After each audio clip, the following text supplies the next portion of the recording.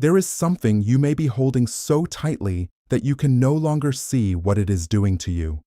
Perhaps it is a person, an opportunity, a specific amount of money, a relationship you are trying to save, a result you believe must happen in one particular way. You think you are holding on because it matters to you, but somewhere along the way, desire became fear. You stopped simply wanting it. You began needing it to feel safe. And from that moment, everything changed. You began checking more often, thinking about it more often, looking for signs, watching for movement, trying to control every detail. You called it determination. You called it love. You called it commitment. But your body knew the truth. You were afraid. Afraid that if you relaxed, it would disappear. Afraid that if you stopped chasing, someone else would take it. Afraid that if you released control, nothing would happen. So you held on tighter. And the tighter you held on, the further away it seemed to move. This is the strange paradox of attachment. The more desperately you try to keep something, the more your fear begins to shape your relationship with it. You do not experience love. You experience the fear of losing love. You do not experience money. You experience the fear of not having enough. You do not experience the opportunity. You experience the fear that it may be your only chance. And what you fear losing begins to control you. Stay with me until the end, because I am going to guide you through a simple practice that will help you identify what you are truly attached to. Not only the person, the money, or the outcome, but the fear hidden beneath it. And once you see that fear clearly, you may discover that letting go does not mean losing what you want. It means releasing the version of you who believes your life depends on only one possibility. Most people misunderstand detachment. They imagine it means becoming cold. They imagine it means giving up. They imagine it means no longer caring. They imagine someone sitting quietly while life passes by, repeating that everything will happen when the time is right. But that is not detachment. That is passivity. Real detachment does not remove action. It removes desperation from action. It does not ask you to stop loving. It asks you to stop abandoning yourself in the name of love. It does not ask you to stop creating wealth. It asks you to stop treating money as the source of your worth and safety. It does not ask you to stop pursuing meaningful goals. It asks you to stop believing that one particular outcome is the only doorway through which your life can move. You can care deeply and still be free. You can take action and still be detached. You can desire something without making it responsible for your identity. Detachment is not the absence of desire. It is the absence of fear around desire. But attachment did not begin because something is wrong with you. It began because your mind learned to associate holding on with survival. From the earliest stages of life, human beings depend on connection. A child cannot simply walk away and create another life. A child depends on the people around them for food, safety, protection, and love. So the nervous system learns something very early. Do not lose what keeps you alive. Stay close. Hold on. Watch carefully. Do not let it disappear. This instinct makes sense when you are completely dependent. The problem begins when the same survival response enters every area of your adult life. A message is not answered, and your body responds as though you are being abandoned. Money becomes uncertain, and your mind responds as though there will never be another opportunity. A relationship begins changing, and you respond as though losing this person means losing your entire future.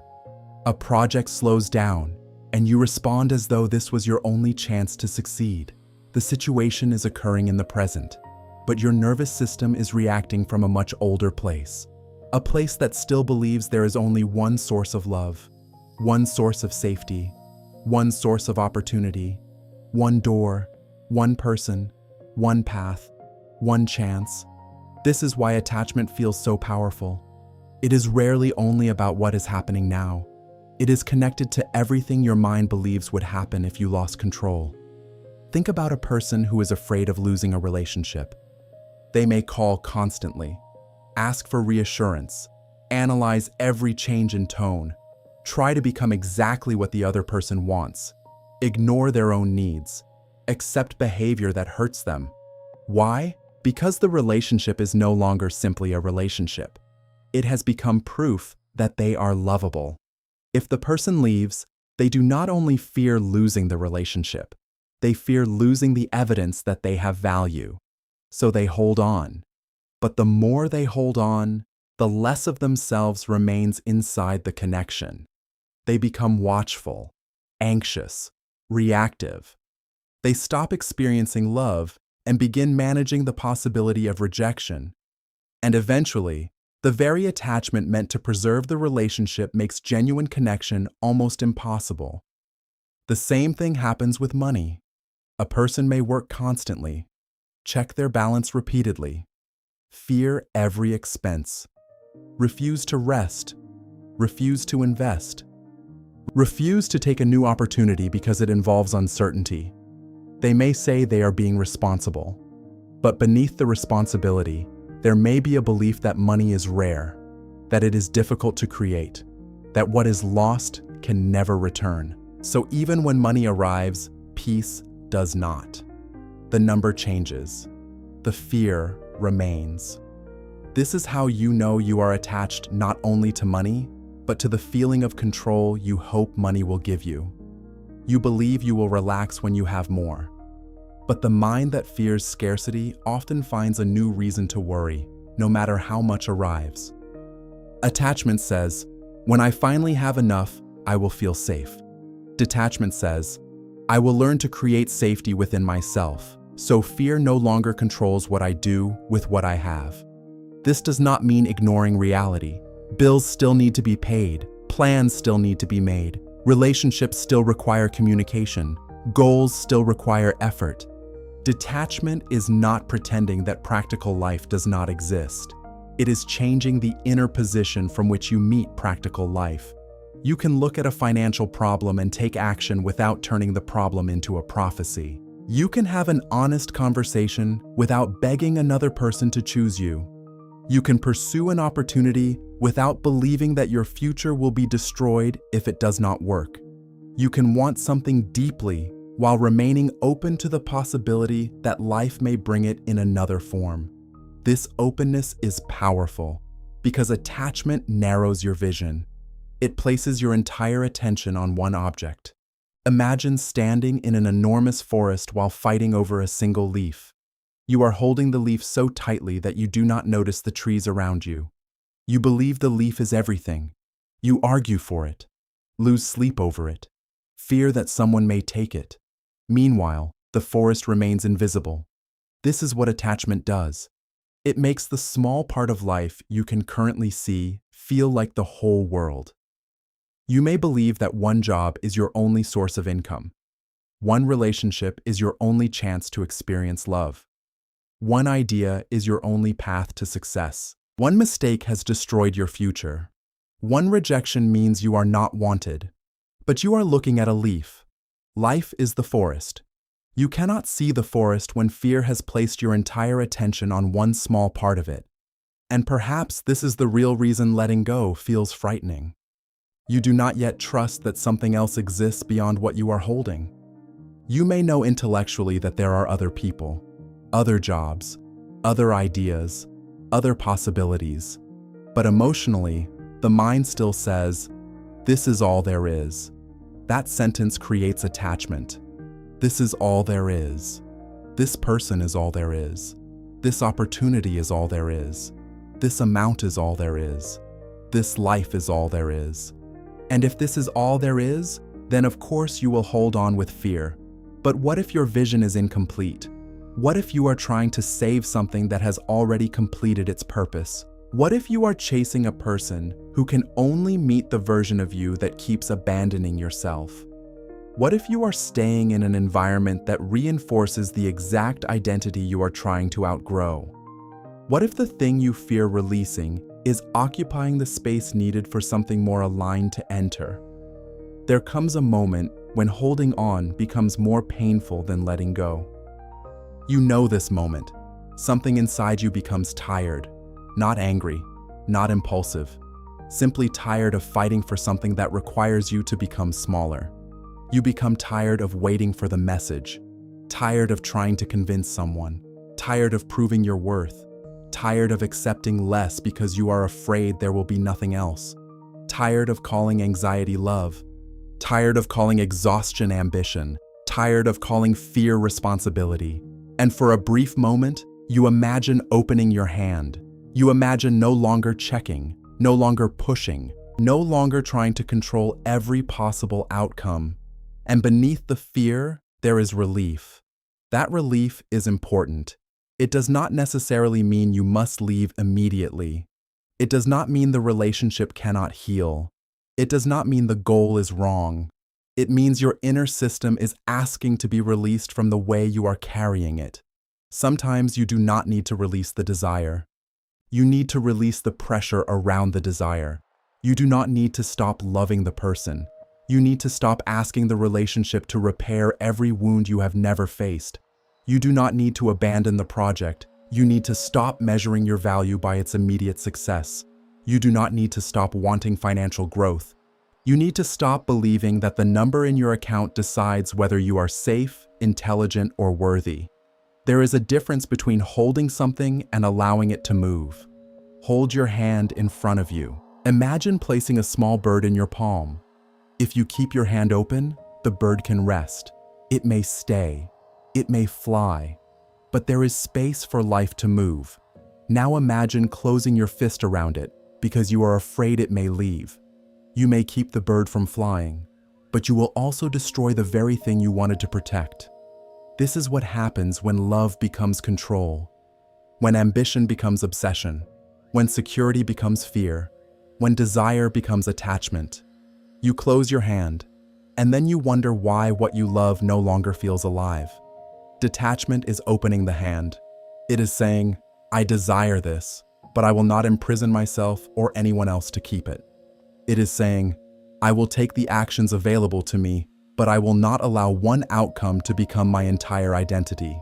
It is saying, I trust myself enough to know that if this path ends, I will still be capable of creating another. That is why detachment is not weakness. It requires strength. Attachment often feels active because it keeps you busy. You send another message, make another attempt, work another hour, think through another possibility. But activity is not always strength. Sometimes activity is fear refusing to sit still. Detachment asks you to pause long enough to hear what your fear is trying to say. Perhaps it says, if this person leaves, no one will choose me again. Perhaps it says, if this business fails, I will prove that I am not capable. Perhaps it says, if I spend this money, it will never return. Perhaps it says, if I slow down, everything will collapse. Perhaps it says, if I stop trying, I will disappear from their mind. The surface desire is not the deepest issue. The deepest issue is the identity you believe would be revealed if the desire did not happen. This is why letting go cannot be reduced to repeating, I do not care. You do care. Pretending otherwise only creates another form of resistance. Real detachment begins with honesty. I care about this. I want this. I would be disappointed if it did not happen. And I refuse to believe that my life, my worth, or my future ends with this outcome. That sentence creates space.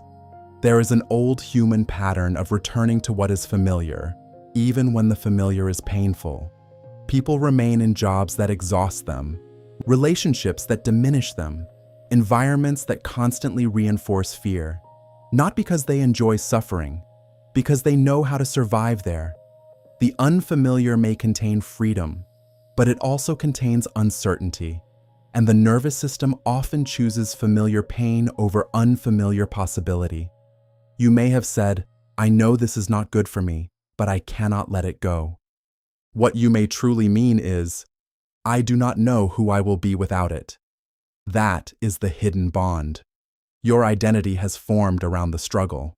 You have become the person who waits, the person who chases, the person who saves everyone, the person who always works harder, the person who accepts little and calls it gratitude, the person who remains loyal Even when loyalty has become self-betrayal, letting go feels like losing a part of yourself because the attachment has become woven into your identity.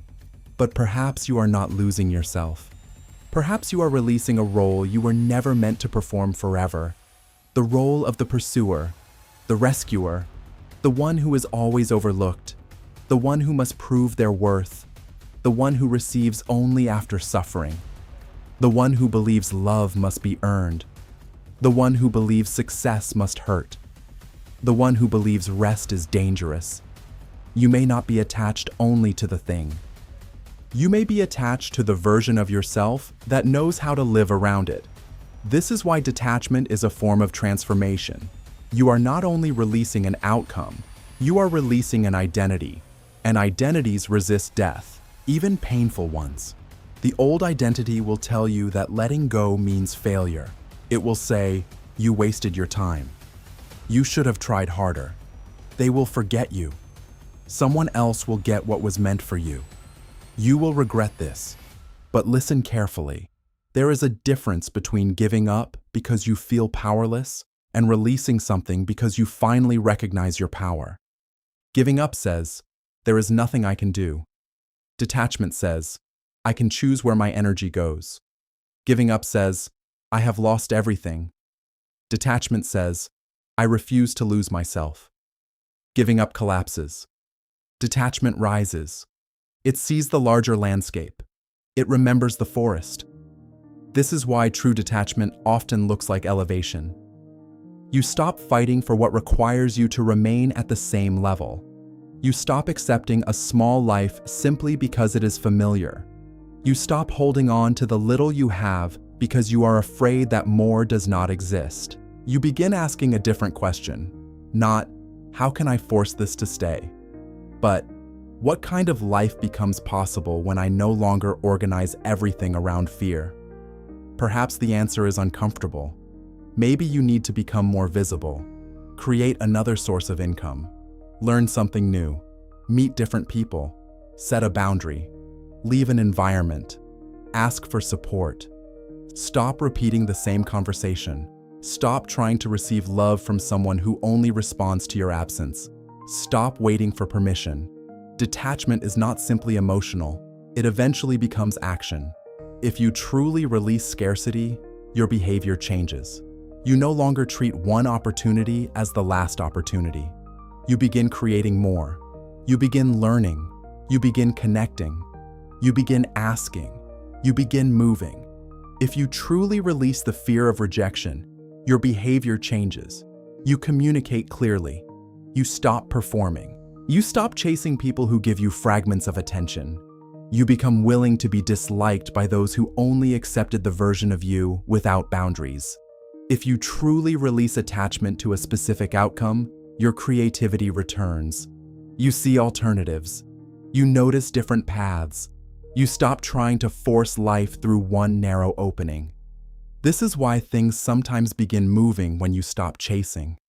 Not because the universe rewards indifference, because chasing kept your attention trapped in fear. Once fear loosens, perception expands. You notice what was already available. You become more attractive, not because you are playing a game, but because your energy is no longer asking to be rescued. You become more effective, not because you stopped caring, but because panic is no longer interfering with your decisions. You become more open, not because you lowered your standards, but because you no longer believe there is only one path. A person who knows there are other doors does not destroy themselves trying to open one locked door. They knock, they communicate, they make a sincere effort. But if the door remains closed, they do not build a home outside it. They continue walking. This is one of the clearest signs of detachment. You no longer build your life outside closed doors. You do not spend years waiting for someone to become capable of meeting you. You do not remain emotionally frozen around an opportunity that has already passed. You do not postpone your entire future because one plan changed. You honor what mattered. You grieve what did not continue. And then you allow life to move. Grief and attachment are not the same. You can let go and still feel sadness. You can make the right decision and still miss what you released. You can know that something is over and still need time to understand what it meant. Detachment does not make you emotionless. It allows emotion to move through you without turning it into a chain. You feel, you remember, you learn, but you do not remain imprisoned. There may be a part of your life right now that is asking you to open your hand. You already know what it is. The name may have appeared in your mind, the situation, the goal, the fear. Do not force yourself to make a dramatic decision in this moment. Simply become honest about the cost of holding on. Ask yourself, what has this attachment required me to sacrifice?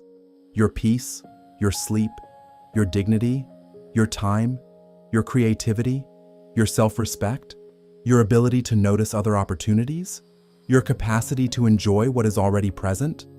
Sometimes the greatest price is not losing the thing. It is losing yourself while trying to keep it. Now ask, what do I believe this person, outcome, or possession will finally make me feel? Safe? Loved? Chosen? Successful? Important? Free? Complete? This feeling is the real desire. The external thing is only the form through which you hoped to receive it. And this does not mean the external desire is meaningless. It means you can begin creating a relationship with the feeling before the outcome arrives. You can practice safety by keeping promises to yourself. You can practice worth by refusing situations that require self-abandonment.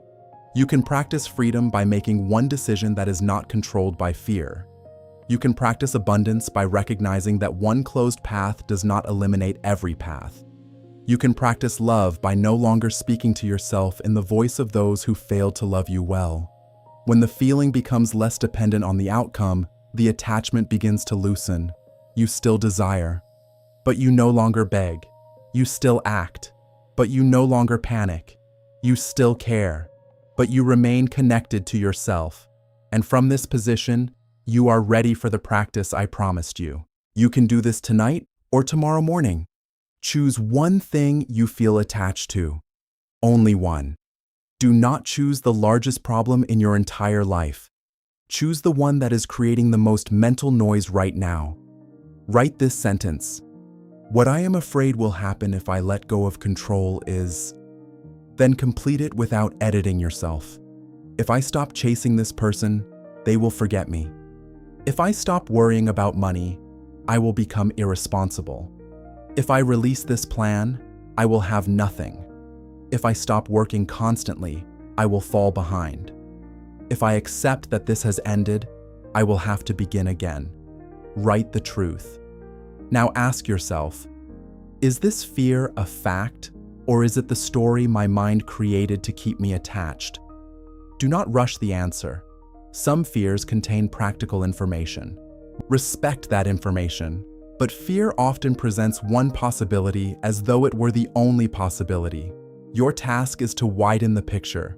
Write at least 3 other possibilities. If this relationship ends, I may experience grief, and I may also rediscover myself. If this opportunity closes, another path may become visible. If I stop overworking, I may create the energy needed to make better decisions. If I set a boundary, some people may leave, and healthier relationships may become possible. If I release the need to control every detail, I may finally see what life has been trying to show me. Now, place your hand open in front of you. Imagine the situation resting in your palm. Do not throw it away. Do not reject it. Simply hold it with an open hand. Then say quietly within yourself, I allow this to stay if it can meet me without requiring me to abandon myself. I allow it to change if change is necessary. I allow it to leave if its purpose in my life is complete. And I trust myself to continue. Notice what happens in your body. You may feel resistance, sadness, relief, fear. Let it be present. The goal is not to feel nothing.